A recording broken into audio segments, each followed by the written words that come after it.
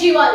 তার এই ঘোষণা ইন্ডিয়া জোটের জন্য বড় ধাক্কা বলে মনে করছে রাজনৈতিক মহল। লোকসভা নির্বাচনে দিল্লিতে কংগ্রেসের সঙ্গে হাত মিলিয়েছিল অরবিন্দ কেজরিওয়ালের দল, কিন্তু একটি আসনও জিততে পারেননি তারা। তাই এবার বিধানসভা ভোটে একাই লড়ার সিদ্ধান্ত নিয়েছে আপ। আগামী বছরের শুরুতে দিল্লিতে বিধানসভা নির্বাচন অনুষ্ঠিত হওয়ার কথা।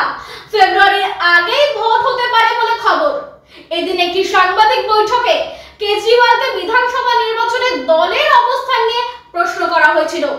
জবাবে তিনি বলেছেন, দিল্লির বিধানসভা নির্বাচনে আপ কোনো জোটে থাকবে না, একাই লড়বে। এরকমই নানান আপডেট জানতে নজর রাখুন আরবি নিউজের পর্দায়। লাইক, শেয়ার, সাবস্ক্রাইব করতে ভুলবেন না।